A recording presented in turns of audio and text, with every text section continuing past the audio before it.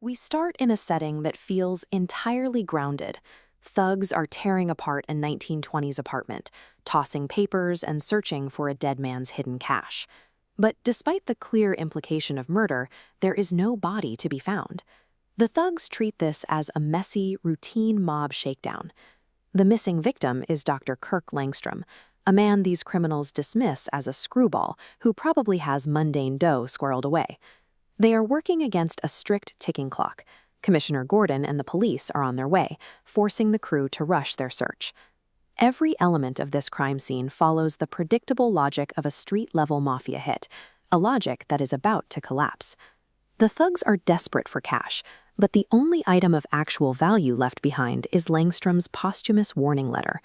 His letter describes a growing horror, a hungry, cosmic entity currently crouching right at the edge of our reality. This entity isn't acting alone. It is aided by the Cult of Ghoul, an ancient order dedicated to unlocking the threshold between worlds. The cult requires a specific artifact to bridge that threshold, a text known as the Testament of Ghoul. The hunt for a missing doctor has become a desperate race to halt an extra-dimensional invasion. Following the physical clues, Batman tracks the artifact to the Gotham University repository. The book has a specific chain of custody. Langstrom entrusted it to Professor Cobblepot, who left his records under the guard of Professor Manford. The repository functions as a secure vault, keeping restricted knowledge far away from the general public. Manford instantly recognizes the danger when an imposter calls, claiming to be Cobblepot, demanding the testament. In this version of Gotham, academic institutions serve as the final, fragile dams, holding back world-ending occult secrets. The situation at the repository erupts into an ambush, revealing Talia al Ghul as the mastermind drawing Batman out of the shadows. Talia manipulated the entire investigation. She planted a false trail in Langstrom's study, specifically to ensure the detective would locate the hidden book for her. The moment the target is acquired, the trap violently closes, isolating the detective note entirely.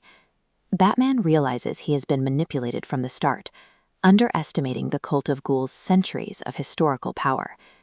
In the face of an occult conspiracy, Batman's reliance on forensic logic becomes a fatal vulnerability. Professor Manford makes a desperate split-second calculation, hurling the heavy tome directly into a roaring industrial furnace. He accepts his own death in the inferno to guarantee the ancient text is permanently destroyed. With her strategic plan ruined, Talia abandons manipulation and turns to sheer, overwhelming supernatural violence. She unleashes an 812-year-old monster that lunges through the smoke with terrifying momentum. Surviving this visceral brawl forces Batman to accept he is fighting immortal, unearthly forces. While the monster attacks, Talia lays out the overarching philosophy driving her actions. Batman assumes the cult seeks to harm the city. Talia calmly corrects his logic. The cult views cosmic damnation as a cleansing force, a way to provide Gotham with a sense of honor and finality. The ultimate threat is an enemy whose precise definition of salvation requires the annihilation of our reality. The immediate aftermath projects a false sense of victory. That man survives the monster, and the dangerous book is reduced to ash. Yet Talia leaves without a fight. She explicitly dismisses the living Batman as a non-threat and focuses her attention on a new errand.